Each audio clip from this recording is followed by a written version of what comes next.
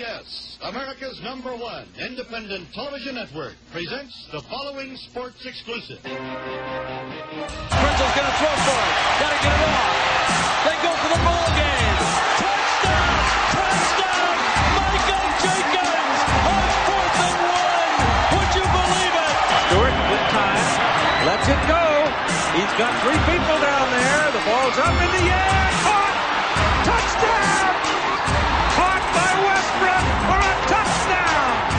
Welcome to Basically a Football Show. Basically a Football Show, Week 9 in college, Week 8 in the National Football League. I'm Zach, along with these Greg and Greg. We are minutes away from the release of the first playoff rankings of the season. We put out our prospective top 4s on the Twitter. My preview, I thought LSU 1, put Ohio State 2, Clemson 3, and Baylor 4. What about you? I had LSU number 1. Number 2, I've got Baylor, 3 Ohio State, and 4 Clemson. We're pretty much in line. We've got the same 4 teams. Yeah, we got the 4 same teams. Yeah. I think you put Ohio State down a little bit too, just because, last year Florida State had the same issue where they started off slow. They started off number 2 in the poll last year. I think Clemson's had a few more impressive wins when it comes to ranked teams or teams that have beat other ranked teams, so that's why I put Clemson up at 3. Baylor doesn't have any impressive wins for me. That's why they're number 4. They're untested. They're unproven. They are untested, that's for sure. But I think that in the case of the voters, they're going to see those impressive scores that they hang up every week, and I think that's going to propel them into the number 2 spot. Ohio State's going to suffer because they've struggled with a lot of games this year. And then Clemson, even though they've really put up, I think, a pretty good resume at this point, they still have the stigma of being an ACC team attached to them. So we'll see how it plays out. I think we'll find out a little bit more about them this weekend when they play Florida State as well. Looks like we're going to the rankings right now. Oh, okay. After all the banter's done. So this is the bottom of the rankings, 25 through 21. 25 is Houston, 24 your Toledo Rockets. Hey. 1 spot behind UCLA. Temple's at 22, despite losing to Notre Dame last week. And Northwestern is at 21. 20 is Mississippi State. They're just behind another 6-2 SEC team, A&M, who is right behind another SEC team, and number 18, Ole Miss. Michigan comes in at number 17, and Florida State all the way down at 16 in these first playoff rankings.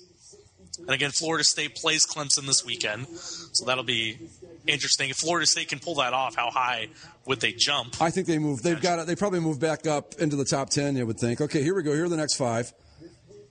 15 is Oklahoma. Undefeated Oklahoma State comes in at 14. Undefeated Memphis, 13 in the country. That's too high. Utah is 12. Stanford's 11. I agree. Memphis is far too high. And Stanford's too low. Stanford is a little low for me, too. Memphis has that win over Ole Miss, though. That's true, but I still think that's too high. I do, too. But they're the highest. They're by far the highest group of 5 team as it stands right now. Absolutely. So they're on top when it comes to the bowl selection for the Fiesta Bowl, as it seems to always work out, that last ranked team. So now we're waiting on the top 10. Just real quick, anybody outside of our top 4 that you could see jumping in? I wouldn't be too terribly surprised to see Alabama sneak their way in. Alabama would be a surprise to me. Here we go. Here are the next 4. Go ahead. Florida is at 10. Iowa, undefeated Iowa's 9. TCU is 8. Wow, that's surprising. That's a big fall for me. And Michigan State, I think properly ranked at 7. I'd put TCU ahead of Michigan State. Yeah, I think Michigan State's fine at 7, but TCU is far too low. I think so, too. I agree 100%. I think Stanford should be 8, and TCU should be 5 or 6. Very interesting so far when we get into the top 10 here. Some real surprises, I think. Yeah. Because Michigan State really is one lucky play away from being 7-1 right now. I don't get it. There are actually a couple of lucky plays if you look at the tight games against, like, Rutgers, down spike. Iowa, 9. Wow. Yeah, look at the Hawkeyes go, huh? Yeah, 8-0. And again, they don't really have any tests before the Big Ten title game. Stanford's too low. I think so, too. How much do you think just barely beating Washington State over the weekend? That's probably going to hurt. TCU below Michigan State. I just can't believe that. Yeah, I think unlike Baylor, who's blown out everybody, TCU has still played some tough games where they probably shouldn't have. So maybe that's where they're holding it against them. We're kind of getting an indication early here that maybe the strength of schedule and the quality opponent thing is going to play a role this year, bigger than last year maybe.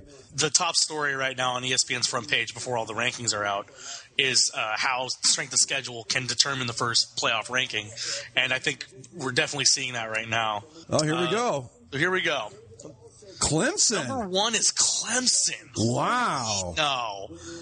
I mean, we both had them in our bracket, but number one? Well, that Notre Dame win is carrying a lot of weight, apparently. There's LSU, which I had ranked number 1. We both did. Yeah, LSU's 2, and I think that's fine. This is interesting. Yeah, Clemson all the way, I guess. Oh, Ohio State, number 3. That's right where I had them. Yeah, Ohio State 3, again, that seems fine. Undefeated yet, not impressive in their victories.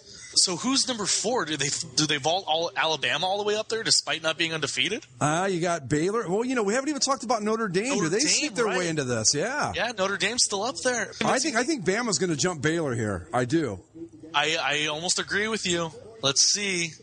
We're back to the Alabama. bracket. Yes, there they are. Wow. We have been seeing it all season long. Crimson Tide. That no matter what, they're always going to be there in it. Yeah, and there's Notre Dame at 5 and Baylor at 6. Very interesting. Wow. Baylor all the way at 6 behind Notre Dame even. Well, that Big 12 thing is just, nobody plays defense. Anybody. They haven't played anybody.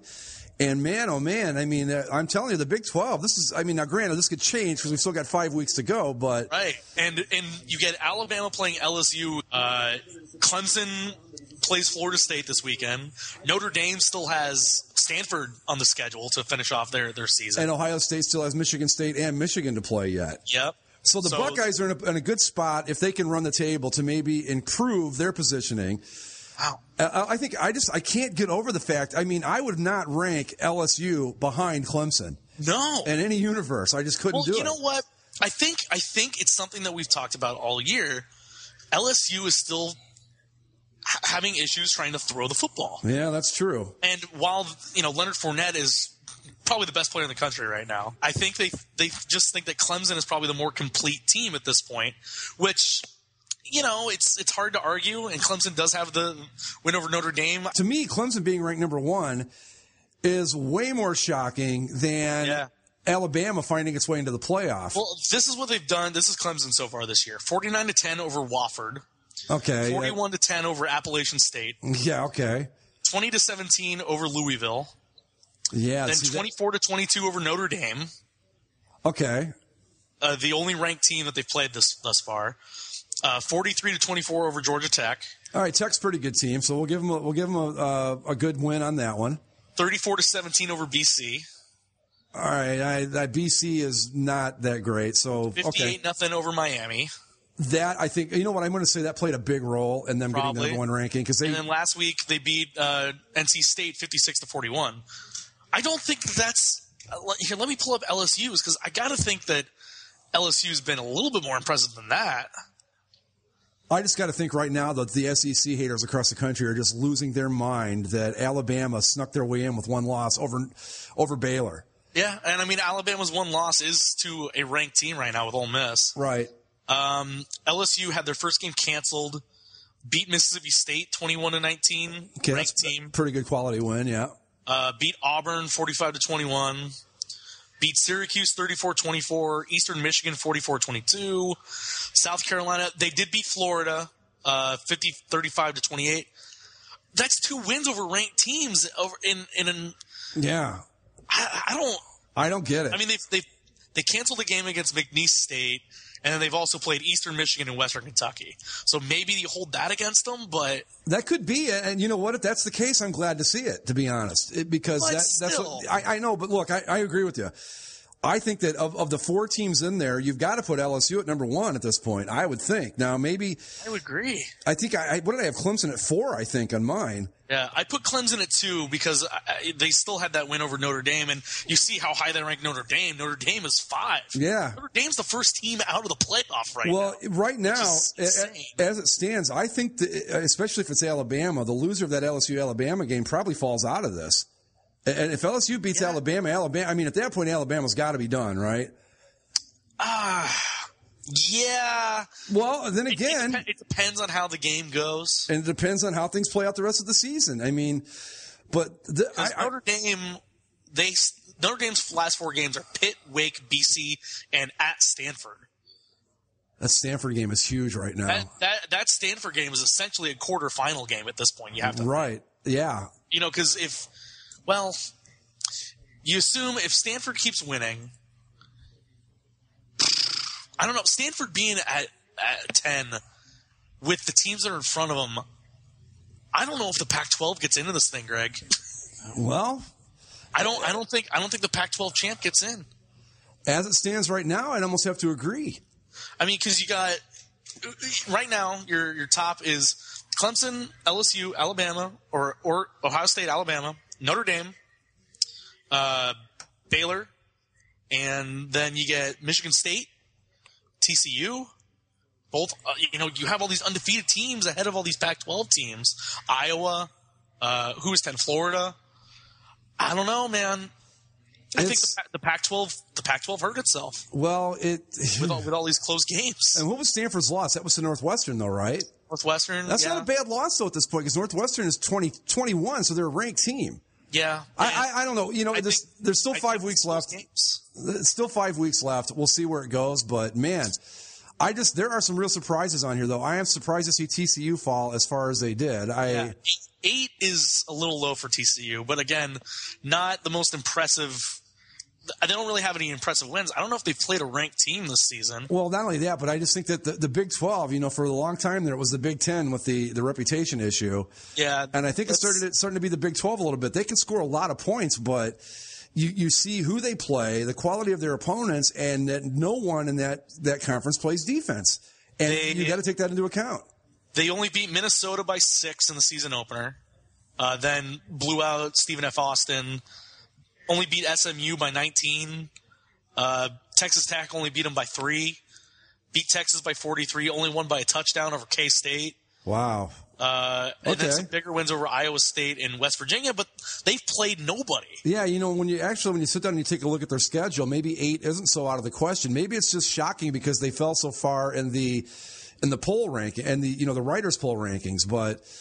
The one that just blows my mind though, but the more I think about it, maybe it's legit is Clemson at number 1, but when you see Notre Dame at 5, you can clearly tell that win Clemson had over them played a big role in this. Yeah, so here's the differences in the AP top 25 and the football in the playoff rankings. Football ranking, the playoff rankings again, Clemson 1, LSU, Ohio State, Alabama, Notre Dame, Baylor, Michigan State, TCU, Iowa, Florida. The top 25 in the AP, Ohio State still stays at 1. Baylor's up at 2. Clemson is 3. LSU's 4. TCU 5. Michigan State 6. Alabama's at 7 in the AP. 8 Notre Dame. 9 Stanford. 10 Iowa. This is exciting though because I am glad to see that. It's pretty obvious at this point that strength of opponent and the quality of your wins are playing a role in this. Because if it weren't, then it would be more of a mirror of the AP poll, and it's not. Yeah. It's not even close, really, if you look at it. I mean, this is surprising. I'm surprised to see Notre Dame ranked this high. I don't think I disagree with it entirely, but I told you the whole time that I thought they were borderline top 5, and yeah, I guess so. Yeah, I guess I was wrong about them, but. Baylor, I just really thought that Baylor, based on what happened last year and the fact that they're undefeated and they were ranked, number 2? Number 2 in the AP. Yeah, I just really thought that would carry them into a playoff spot. But like we said at the start, if there was a surprise team, I said it could be Alabama jumping in, and here they are. And Baylor hasn't had any close games. I think their closest game so far was beating Iowa State by 18. That's the closest they've come this year to anybody. Just not a lot of respect for the Big 12. They've even played the weaker part of their conference schedule. They played Rice, Tech, Kansas. Yeah, they haven't played anybody either, Baylor. Wow.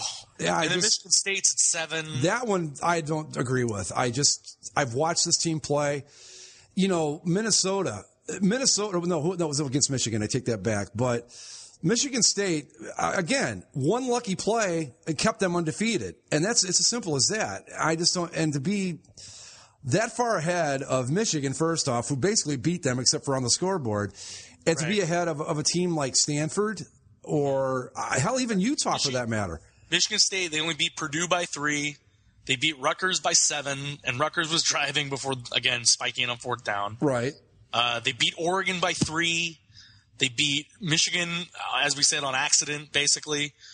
They only beat Western Michigan by 13 points. That's what I mean. Air Force by 14. They're undefeated, but it's not a lot like Ohio State. It's not a terribly impressive undefeated. Yeah. But they do have wins over 2 ranked teams at the time. Okay. But Michigan's the only one still in there, as Oregon obviously fell completely off the truck. Yeah. But this is a very interesting first round of rankings here. Not at all what I expected on the number 1 spot. I'm surprised that they have outside of Memphis, they have the other group of 5 teams so low. Toledo at 24, behind Temple, who lost. You'd think that Toledo would at least get that because they're still undefeated. Yeah. And Houston's undefeated too, but behind Toledo and Temple. Whereas Memphis, all the way up at 13, that's a stretch. I don't know about that because, they beat Ole Miss, but, But Memphis – so Memphis is at 13. Let's say that there's going to be some chaos in front of them. And I think with the way that this season has played out, I would say there's going to be some movement. Oh, this isn't even close to what we're going to see at the end of the year. No, of course not. But they still have to play at Houston and at Temple, both are who are ranked currently. So in theory, say Ole Miss keeps winning and that victory over Ole Miss looks even better. Right. And then they beat 2 more ranked teams to finish out their schedule and they finish undefeated.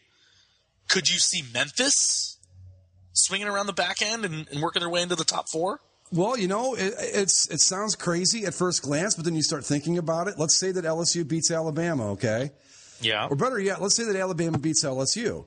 Mm-hmm. Now, not even that, but look at it this way. Say, what happens if Clemson loses to Florida State? Right.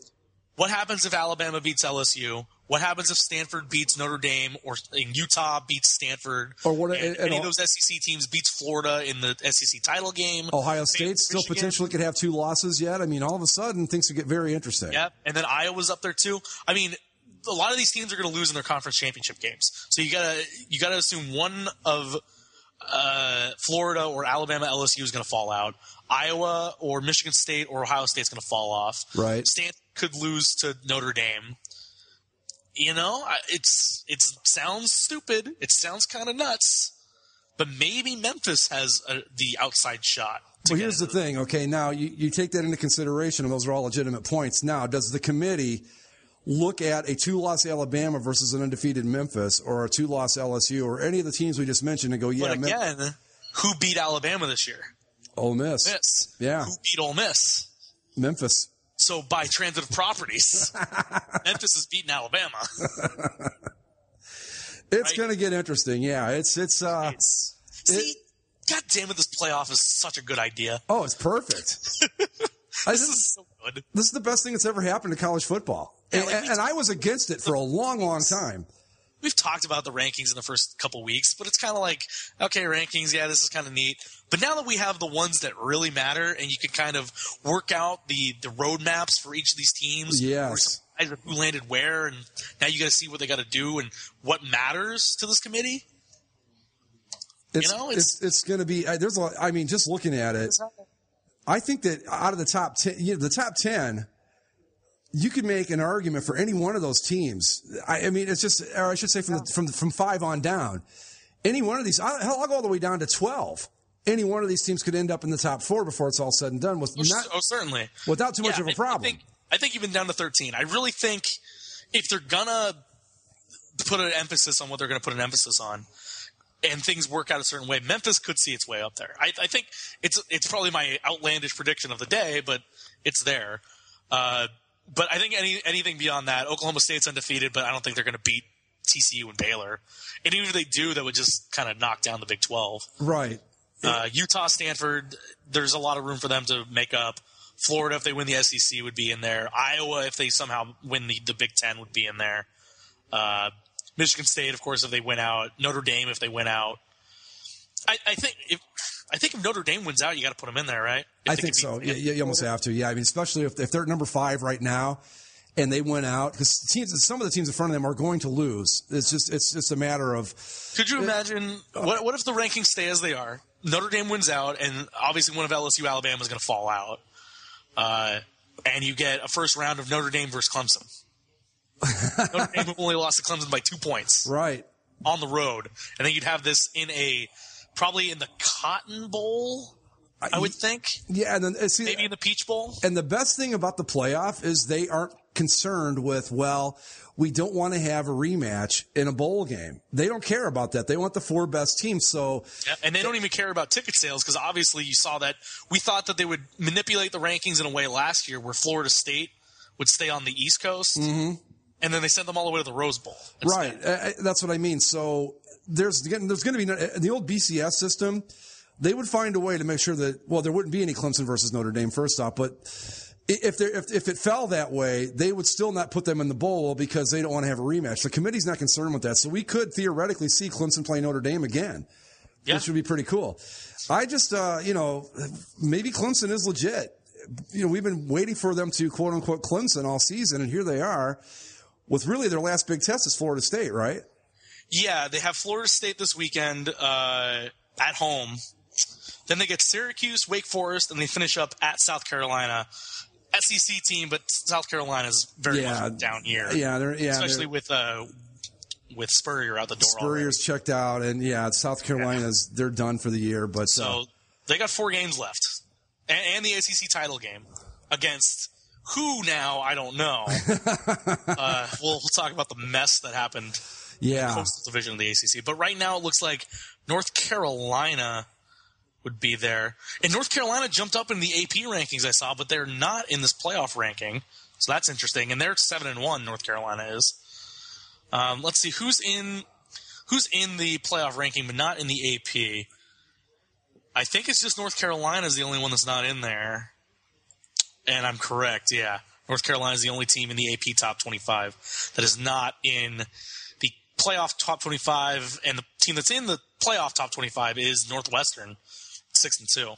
So obviously the committee thinks more of Northwestern than the AP does, right? Which then makes me continue to wonder why Stanford's all the way down at 11. Like, is Stanford better than Florida? Boy, that's a tough call. I mean, is Stanford better than Iowa? Yes. Stanford better than TCU?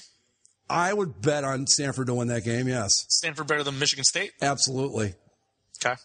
And then you get Baylor and Notre Dame, and then, I mean, the Notre Dame one will sort itself out when they play. Well, see, I think like with Baylor and Stanford, I mean, Baylor scores a lot of points, but they haven't played anybody that's capable of knocking them in the mouth like Stanford would be. True. I'm kind of glad in a way that Baylor didn't find its way in because, they're 7-0, they score a ton of points, but I'm not sure they deserve it.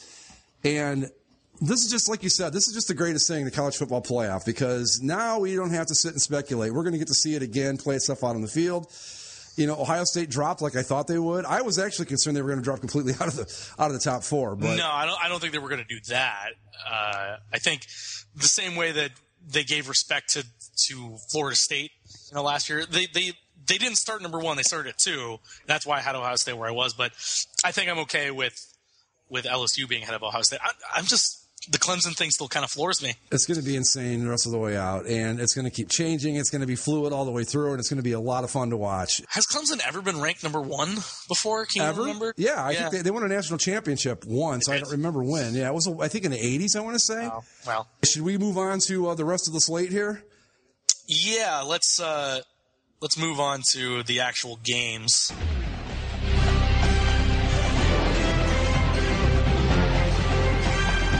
So after we get our first look at the playoff rankings, let's go back and look at Week 9 in the college footballs.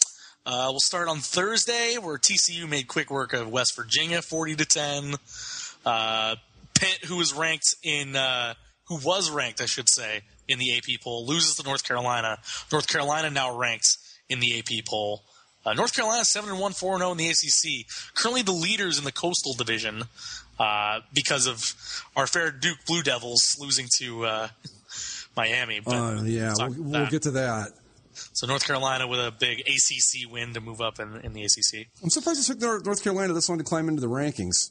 Yeah, I mean, they're 7-1 record. Yeah, 4-0 in the conference. Yeah, I don't know who they played beforehand, but they're in there now. They're going to make some noise. On Saturday, Clemson beat NC State 56-41. As we said, Clemson now number 1 in the country. Yeah. Jeez. Let's move west to the Pac-12. These are going in order based on the rankings of the AP poll last week, so that's why Stanford is where it is. And, I think I put maybe a little alert on Stanford last week saying watch out for Washington State. They've been high scoring. They've been competitive. Right. And damn near if Stanford didn't walk out of the Palouse with an L,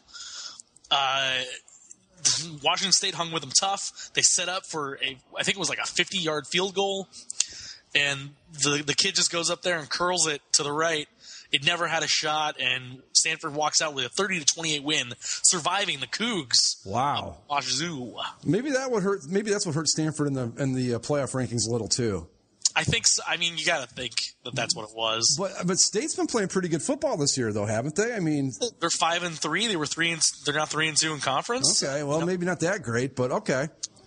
Better than you've ever seen Washington State recently. Oh, and by the way, we were talking a minute ago about Clemson. This is the first time they've been ranked number 1 since they won the national championship in 1981. Jeez. Wow, yeah. That's impressive. Yeah, okay. But Stanford still in control of their Pac-12 destiny, leading the North by a good margin. Looked like they're on the collision course with Utah. And Stanford, again, they're 11 in the playoff rankings. And the rest of their schedule is Colorado, Oregon, Cal, and then they get Notre Dame at home. Number 5 in the country, Notre Dame at home. So if Stanford can run the rest of the table, knock off Notre Dame, and then beat Utah in the Pac-12 title game, I think that's got to move them into position. Does it? I think so. Yeah. I mean, if they beat Notre Dame for sure. Obviously the committee thinks a lot of Notre Dame, so it'll be interesting to see how high that could vault them. I don't know. We've seen some big moves in the playoff rankings. So just in Stanford's case in particular, because you're going to have a couple of these teams that are going to lose in front of them. I mean, it's just inevitable that Ohio State or Michigan State's going to lose, right? Or in LSU and Alabama, one of them has to lose, right? So Iowa's eventually going to get knocked off or beat somebody. Yeah. If Stanford, but they're going to have to really put the hammer down the rest of the way out, I think. But they do still have a decent shot at climbing back into this thing. I just am a little surprised they got ranked as low as they did, but they're not so far out that it's kind of hopeless for them. So if they can play their way, they can still play their way back into it, I think. So can Utah, for that matter. Yes. If Utah can knock off Stanford in the Pac-12 title game. I don't think they have any ranked teams in conference left either. So, they still have to play UCLA, and UCLA is ranked. Right. So that'll definitely help with UCLA climbing back into the rankings at 23? Yeah. One ahead of my Toledo Rockets. Right. Which, in all honesty, I don't think the Rockets are that close to being as good as UCLA. Well, they're undefeated. And hey, don't we start with don't we get some action starting this week? We should. Now the baseball's over. Rockets, they play tonight. Oh, really? Is tonight Northern Illinois by chance? Yeah. Oh, my God. This is a big Tuesday game. night action. This is a big game for the Rockets. In the Glass Bowl. Yeah. God, I should have gone to this. Okay, anyway. Exciting. I love Tuesday night action. Absolutely. Now that the World Series is out of the way, they can start doing that again, yeah. We'll move on to the only ranked matchup of this last weekend. Strange to say. Notre Dame played Temple in Philly. And Notre Dame, give all credit to Temple. They hung tough. They played some good defense, but Notre Dame just a little bit better. A 24-20 win over the Temple Owls. Temple stays in the rankings, though, in the college football playoff rankings at 21. I think rightfully so, too. And Notre Dame moves up to 5 in the playoff ranking. And, I think Temple, not a half-bad team. Notre Dame still pretty decent. That's the thing. You look at that game, and immediately your first thought is, okay, they had a tough time beating Temple. And we think, well, Temple, yeah, they're ranked, but they're not very good. But they played really tough in that game. And I'm thinking that the Owls are probably legit. They're a pretty good football team, and they did very well for themselves on a national stage on Saturday night. So good for them. I also think it was a great performance by the freshman quarterback for Notre Dame, Deshaun Kaiser. He's playing really well right now as a freshman, and if he can stay good, Notre Dame's going to be competitive right around these playoff rankings every year for a little while, I think. Yeah, well, and right now, I mean, you're talking about a team that's really controlling their own destiny. It's the Fighting Irish. All they've got to do is win out, and they're in. Yeah, I mean, easy. And again, their schedule the rest of the way is, I believe they get Pitt this upcoming week. Yeah, they're at Pitt, home against Wake Forest, BC, and then they finish off their season at Stanford.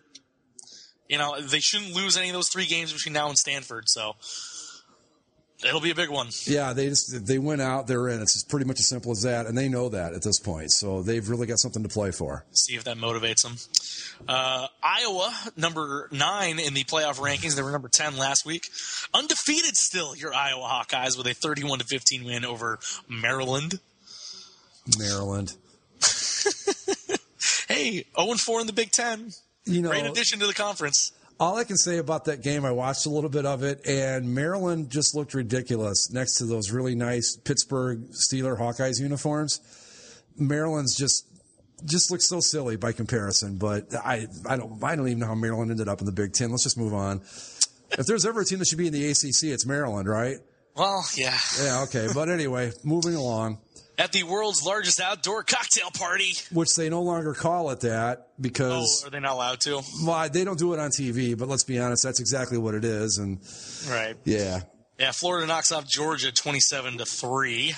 Pretty easy win there for the Gators. That's got to be the end for Mark Richt, right?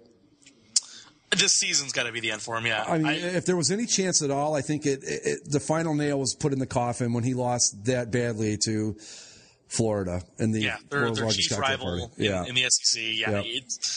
He's lost too many of these type of games to continue having his job. And yes. if he's still hired, you know, maybe they say, well, there's been a bunch of injuries and it's been hard. Oh, we've been hearing that for years now.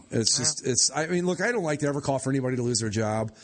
But it's pretty clear they've had some very talented teams there at Georgia, and they just can't ever seem to put it together. So at some point, you got to start blaming the injuries. You got to start looking at, okay, something's not right here. It's got to be the coaching, right? So, yeah. All right. Into the Big 12, where, again, defense optional as Oklahoma State beats Texas Tech 70-53. Oh, for God's sakes. How do you score 53 points and lose a stupid football game? In the Big 12, it's a weekly occurrence. Only in the Big 12, man. Yeah. That's awful. Utah knocked off Oregon State 27-12. Pretty easy win there for the Utes. Back in the Big 12 again, defense optional. Oklahoma 62, Kansas 7. 0-8 are your Jayhawks this season. Man, they are just terrible. Just terrible. Let's go back to the Big 10 and one of the tighter matchups of the weekend. Michigan makes a last-second goal line stand with some questionable coaching decisions there as Minnesota loses 26-29. Michigan continues their run. What did you think of the decision to, I don't know, not just tie the game and go to overtime? I thought it was idiotic. You've been playing these guys straight up all day. It wasn't one of those games where you look at it and go, you know what? If the score had been 48-47, sure. Okay, you go, you know what? We're not going to risk it in overtime, but it wasn't that type of game. I get it, I suppose. But then again, part of me thinks that Michigan, they kind of deserve this because of the way they lost to Michigan State, so it all kind of worked itself out. Michigan should still just have one loss. That's still ridiculous. So the universe kind of gave him a makeup call there because that was just an idiotic call by the new Minnesota coach. I know that Jerry Kill stepped down last week. It also makes me wonder why the playoff committee didn't rank Michigan maybe a little bit higher, because you look at the result and it's like they didn't lose that football game any right way. Michigan should probably be ahead of Florida State and Oklahoma. Well, I don't know about that because I've seen the Wolverines play a lot this year. And again, I'm not saying this just because I'm an Ohio State fan or anything. Yeah. They're good. They're a lot better than they were. But they're still, I think, a step below Ohio State. I was going to say Michigan State, but that's clearly not the case. But that's a big rivalry game. But, I mean, they're very, very good, but I don't think they're quite at the point where you could move them up much higher than where they are. I don't know that I would favor them against any of the teams in front of them except maybe maybe Memphis, but I'm not even so sure about that. Memphis now 13 in the country after a 41-13 win over the Tulane Green Wave singular. They have their own stadium there now. No longer playing to 10 people in the Superdome. Well, they had a stadium before that because one of the first Super Bowls was played at Old Tulane Stadium. Right. Yeah, that's where the Saints initially played, I believe. Right, yeah. I want to say it was Super Bowl, I think it was the year that the Steelers beat the Vikings. I remember that from NFL films. It's not like I have actual memory of that. I just... You have the ticket stub. You were there. Yeah, right. I was, I think, 6, maybe. I don't know. But, yeah. Florida State wins its tune-up for the Clemson game with a 45-21 win over Syracuse. Houston beat an SEC team, everybody. That SEC team was Vanderbilt, but still, they beat an SEC team. Did you see Vanderbilt's uniforms in this game? Yes. Those helmets were pretty dumb, I thought. Yeah. Houston going with the all-black in this game as well. Well, a lot of teams did that, and at first it was really aggravating me, and then it occurred to me this is Halloween night, so that's why we were seeing so much of it. Still stupid, but at least there's an explanation for it. Ole Miss knocks off Auburn 27-19. What is Auburn's record at this point? They're 4-4 overall, 1-4 in the SEC. I thought they were even worse than that. That's not as bad as I thought they were. Okay. But now we move to the talking point of the weekend. Miami, Duke. Duke scores a touchdown to go up with 6 seconds remaining. 27-24. Here's the kick. It's a squib kick.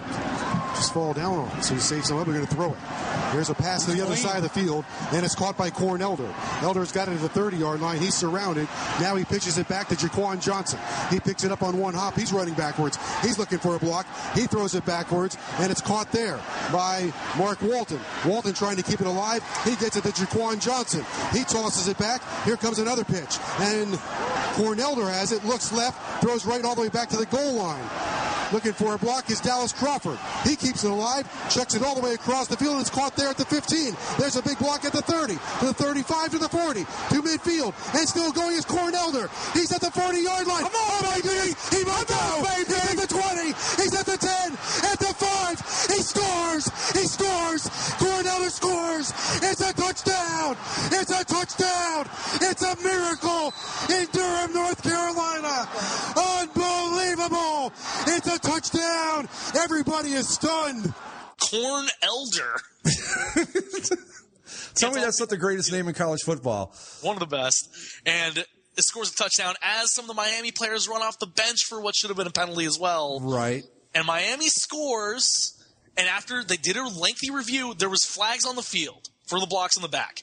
The referees conferred, picked up the blocks in the back after reviewing the play already. So I don't know if they reviewed the play with the flags in mind. And then, they go and look to see if the guy's down. They don't say he's down. They uphold the touchdown, and Miami wins 30-27. Except, as the ACC told them on Sunday, they shouldn't have. The ACC suspends that officiating crew. Rightfully so. 2 ACC games. The ACC determined there were 4 errors by the officiating crew on that play. At least, yeah.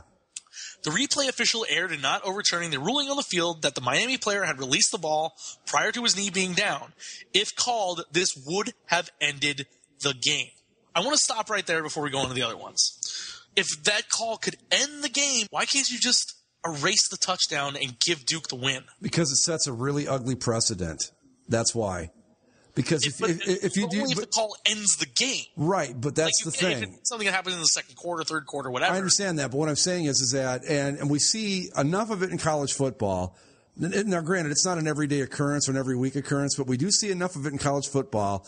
I mean, this is our 3rd week in a row with a crazy kickoff return or blocked field goal or something along those lines. Mm-hmm. I get the sentiment, and for all intents and purposes, just, Duke won this game. I mean, the guy should have been called down. You can't change the result. I mean, I get why everybody would want to. The logic is sound. The game would have ended when the guy's knee was down, but you just can't do it because it sets a precedent that you don't want to set. That's my argument. Well, that's the college football picture. We get some playoff rankings finally. Your top 4 again: Clemson 1, LSU 2, Ohio State 3, Alabama 4, Notre Dame and Baylor, your first 2 currently out of the picture.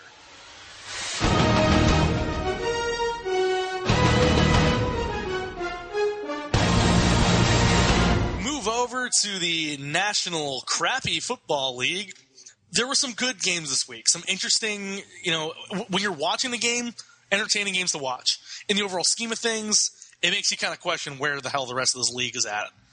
On Thursday, the Dolphins had looked good the last 2 weeks, but I think we forgot that they were playing the Texans and Titans. I was disappointed. I really thought maybe with the firing of Joe Philbin that the Dolphins had kind of maybe put it together and clicked a little bit. No. You got to look at who they played. If they were really kind of getting it back on track, they would have shown up a little more than this, I think. Yeah, the Patriots handled them easily, 29-point win, 36-7.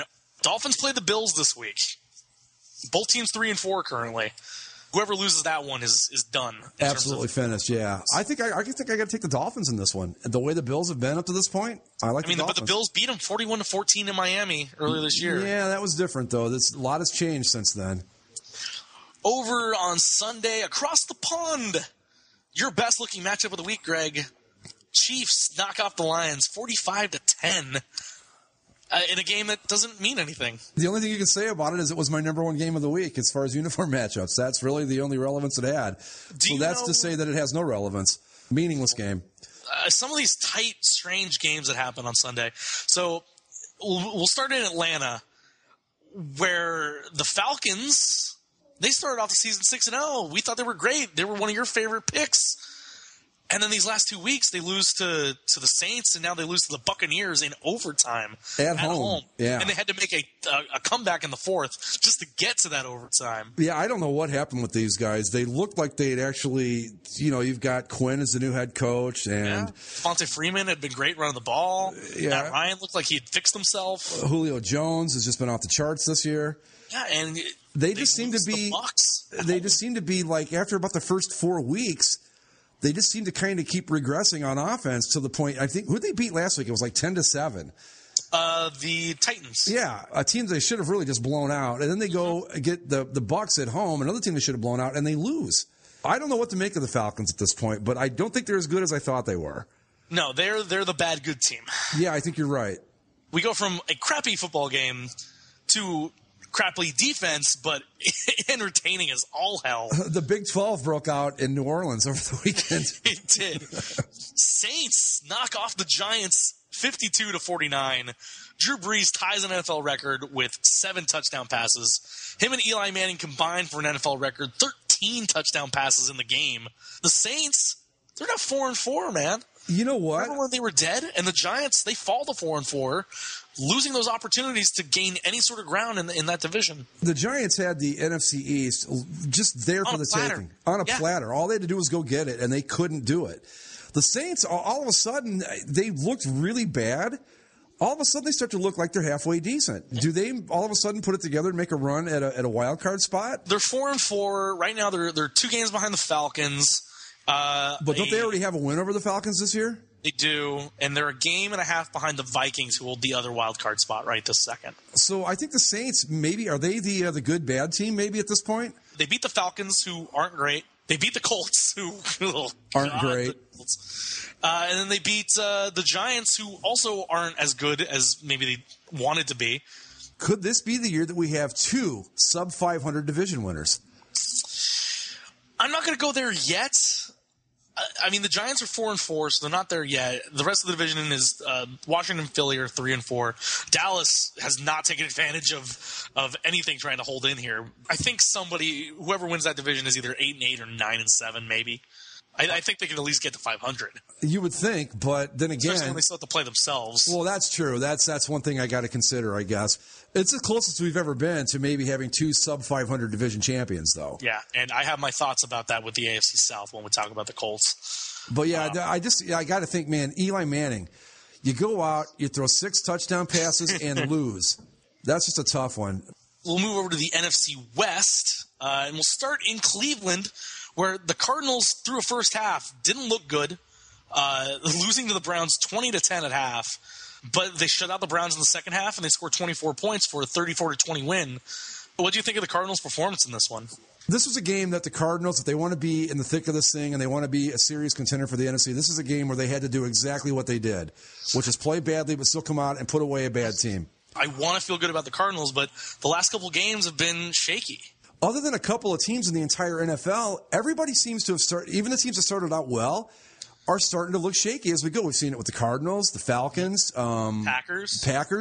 I don't know what to make of the NFL this season, but the Cardinals. Yeah, there's two good teams right now for sure. Yeah, there are two teams where I'm certain that they're good, and that's the Bengals and the Patriots. Oh, see, besides that, I'm going to go different on that. I think the Bengals are probably good. I'd say 85% of me thinks they're good.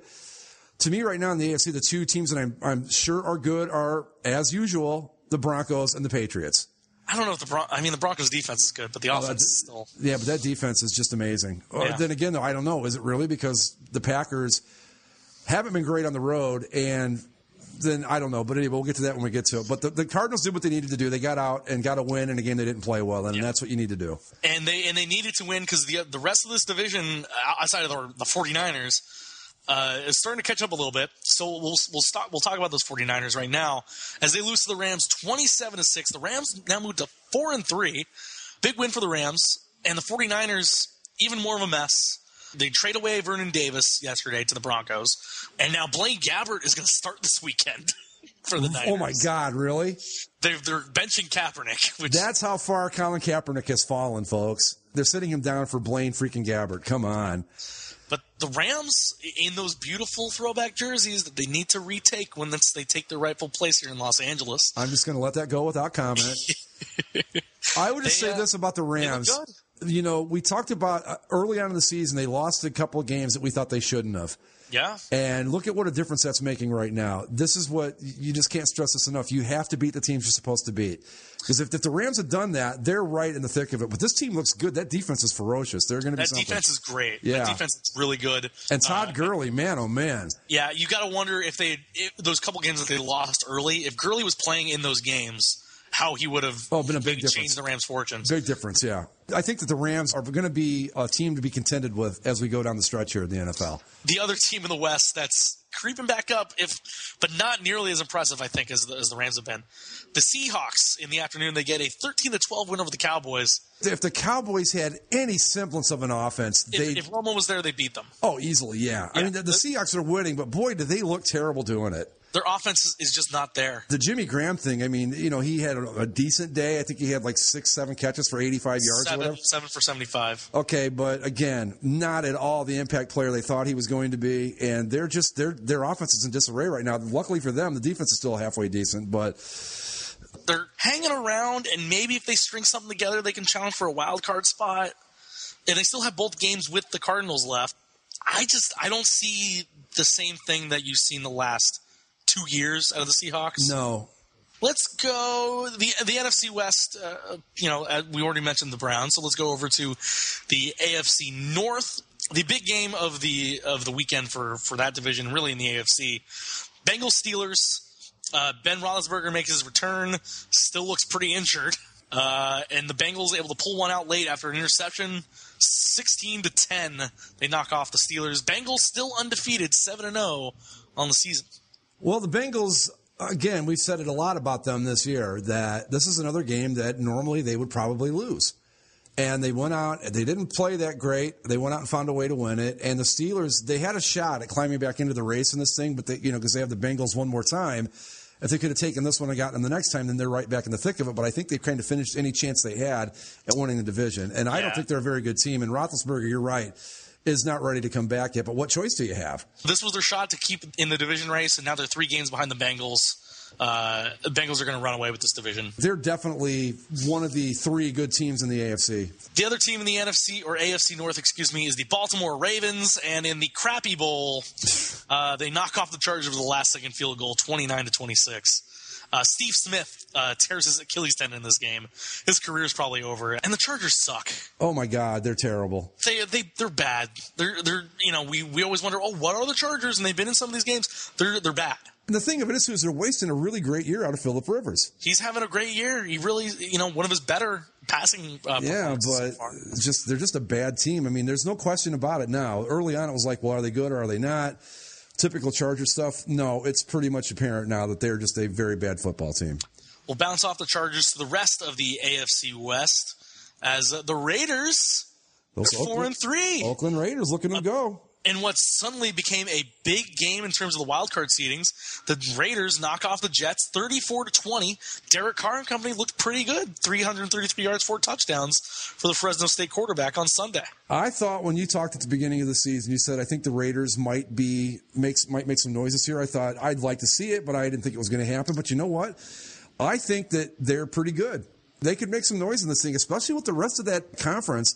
Outside of the Bengals, Broncos, and Patriots, I mean, it's kind of anybody's game from there, and they're certainly in the thick of it. The wild card spots right now are the Jets and Raiders, both at 4-3. All right. Because, I mean, you look at the rest of the division, the Raiders are better than the Chiefs and Chargers, I think. Absolutely. They hung tight with the Broncos in that game. I like what the Raiders are doing. If nothing else, they're a whole lot better than they were last year. Yes. Yeah. Things are looking up in Oakland. Just in time for them to probably move somewhere else, but hey, that's the way it goes. Same with the Rams. Yeah. Let's go to Sunday night. And the Denver Broncos with a big victory, knocking off the previously undefeated Packers. Broncos moved to 7-0 with a 29-10 win. What do you think of the Packers recently? Just like I was talking about with the other teams that started out well, like the Falcons and a few of the others. They just seem to be tailing off here. I didn't think they were going to beat the Broncos in Denver because that's just a tall order to fill for anybody. But Aaron Rodgers, I think, had 77 yards passing. I think this is a good team that's actually not as good as people think they are. I've been saying it all along, but this is not a good football team. The defense has got a lot of issues. They're going to win their games at home, but I don't think they're a serious threat to win the Super Bowl this year or anything like that. They're just not as good as the record indicates. The Broncos' D has been really good. The offense finally showed up this week, and maybe they're getting more comfortable with the system. Maybe Gary Kubiak's kind of worked things out and found something that works. And now they're getting Vernon Davis. And I guess the trade today fell through. They were trying to get Joe Thomas out of the Browns, but the deal didn't go through. Yeah, Joe Thomas really wanted to stay there, and the Browns wanted a lot for him. The Broncos are 7-0. They haven't been impressive to me, but if they can build off of this performance and play like that the rest of the season, then they're going to be a contender again in the AFC. I think it's coming right down to like it has the past couple of years. It's going to be between the Broncos and the Patriots. Whoever has home field probably has the advantage. So that's what we're playing for at this point. Because the Bengals are undefeated, but they're a team that still has to prove it when it matters. Right. Especially Andy Dalton. And then the rest of the conference is garbage. Maybe the Raiders get hot at the end of the year. Maybe the Jets defense does something in the playoffs. But on paper, it's the Patriots, then the Broncos, then the Bengals, and everybody else. Well, the thing, too, with the Jets is how long is Ryan Fitzmagic going to be out? I mean, I know he had an injury. Yeah. So, now all of a sudden you've got to go back to Geno Smith. Yeah. Well, Geno Smith got injured at the end of that game, and Fitzpatrick had to come back in. Oh, did The good thing for Fitzpatrick, it's an injured hand, but it's his non-throwing hand. Okay. Well, then that makes things a lot better for the Jets then, yeah. Yeah. I think it's a few torn ligaments in his thumb, which obviously isn't good, but you can play. You can play through that, yeah. You can play. Right. Last 2 games on Sunday, your irrational confidence Vikings move up to 5-2 with a tight win over the Bears. Had to come back there in the fourth quarter. And the AFC South continues to exist. The Texans tied for first place at 3-5. Oh my! I did not realize that, but you're right. Texans are tied for first place at 3-5, 28-6 over the Titans. They're tied for first place, Greg. You were so surprised to find out because the team that was supposed to be a Super Bowl favorite, the team that was supposed to have an MVP candidate, the team that was supposed to fix its wide receivers, supposed to fix its running game, didn't do any of that garbage in the offseason. And despite one of the more amazing comebacks I've seen on Monday night with 17 points in the fourth quarter, scoring on each of their last 3 drives after throwing an interception, ultimately losing in overtime after scoring first, getting the lead in that overtime. The Colts fall to the Panthers 29-26. The Colts are garbage. Your thoughts? Well, I think the Colts are garbage, but they did show signs. They came back against a good Panthers defense on the road in horrific conditions. So there's that. If you want to take anything away that's a positive out of that game, there is that. But if you had asked me without looking at the standings right now who I thought one of the worst teams in football is, I would have said the Houston Texans. And they're in first place in that division. Again, it's because the division has to still play itself. Right. I think we're guaranteed a below 500 winner in this division, aren't we? Like, I'm thinking about it, and I think, yeah.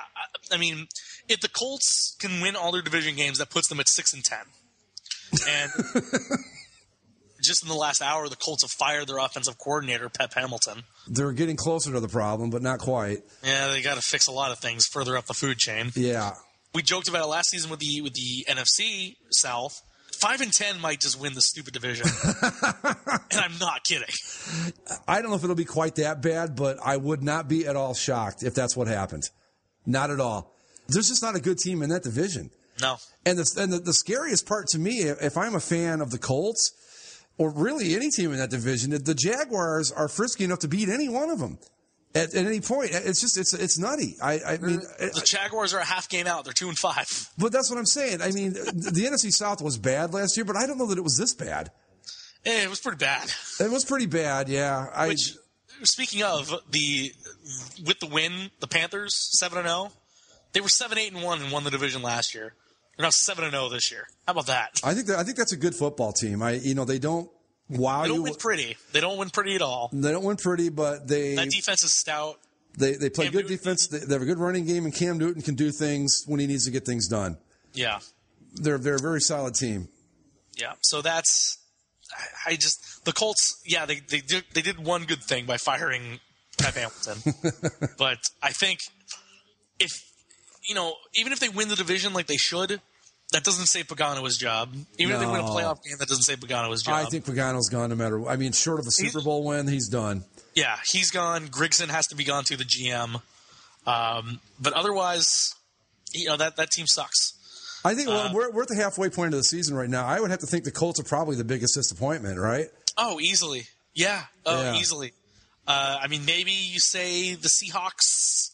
Maybe. Sure, but I think a lot of people saw the Seahawks regressing this year, and you could say the Cowboys, but that's injuries. That's not like they came out and played poorly. That's not really on the team. Yeah.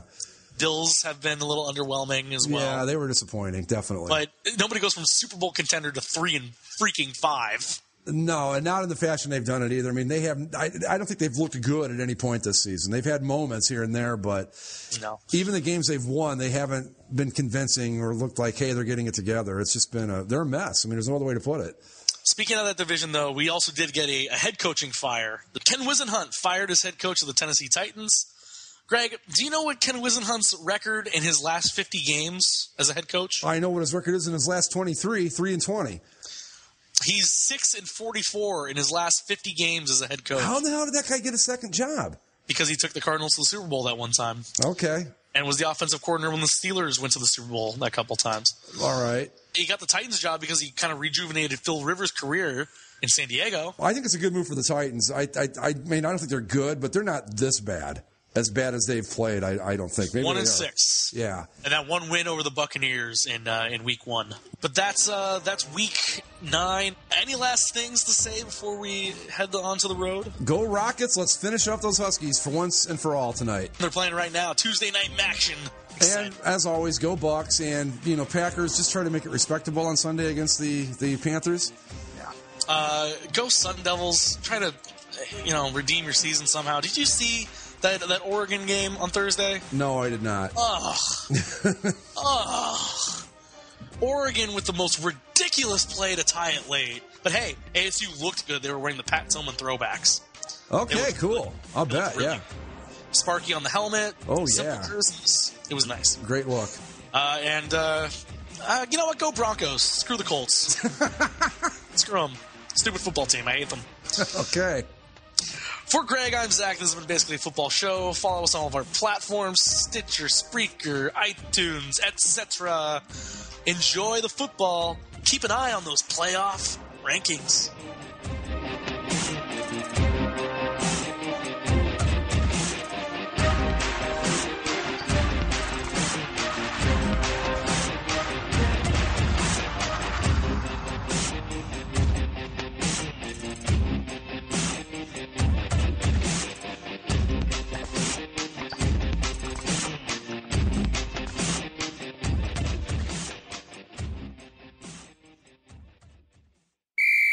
Yo, dog. Heard you like football, so we made a podcast that you can listen to while playing football with a football and watch football where football players football with a football. What the hell are you talking about?